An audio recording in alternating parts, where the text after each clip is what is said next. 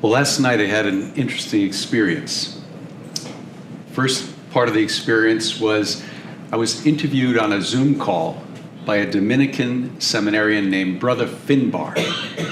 Brother Finbar is down in Argentina right now, but the reason he wanted to interview me was because he wanted to talk about Venerable Patrick Peyton's cause for sainthood, and he wanted to talk about how we can apply Father Peyton's message, the important message to families, to pray together, and especially to pray the rosary.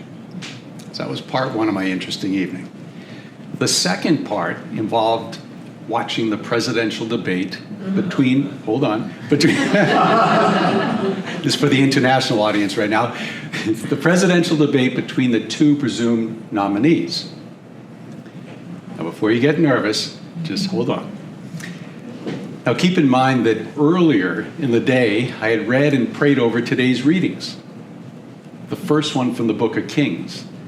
The first one that spoke of King Zedekiah's demise at the hands of King Nebuchadnezzar, the ensuing famine, and the ultimate defeat of the Israelites' leadership and the people's freedom. So that's going around in my mind along with Brother Finbar. Now, whatever candidate that you support for president, the story of King Zedekiah can remind us that unless our leaders turn to God for direction in how they live and how they govern, they and we will never find peace and prosperity that we all desire. I believe that King Zedekiah can serve as a wake-up call to leaders, whether in the secular realm, but I would also say within the sacred realm.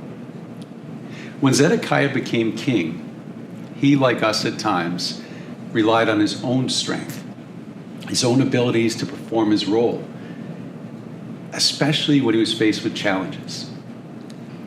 This stands in stark contrast to today's saint, Saint Irenaeus, who, when he faced the strife both within and outside of the church, he turned to the Word of God. He turned to good counsel from Saint Polycarp, who in turn had been instructed by Saint John the Evangelist. So this is the question I'd like us to think about. Who do we turn to when we face challenges or important decisions? We may not be in positions of high secular or sacred authority, but regular husbands and wives, mothers and fathers, brothers and sisters, even children have decisions to make in our lives. And we have to decide who's going to be our ultimate guide. You know, one of St. Irenaeus' greatest contributions is that he defended the goodness of creation.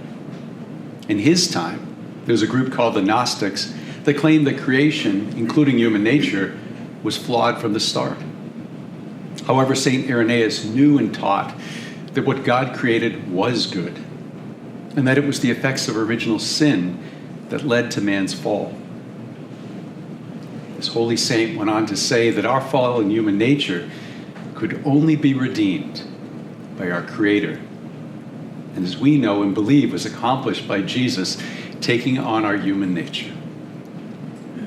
Well, just like the leper in today's gospel, we need to have a humble faith to turn to Jesus throughout our whole lives, no matter our station in life or our age. We constantly need to seek his healing and his guidance. So if today any of us are faced with some tough challenges, let's take a little extra time. Let's ask for God's grace. For St. Irenaeus taught us to find the peace and order within our lives and our families and the church. We can do this when we rely upon the Lord first and foremost to guide us. You never know what life will bring. There's a lot of interesting moments. We're in one right now. Let us be rooted in the Lord. Let us place our trust in God's providence for all of us.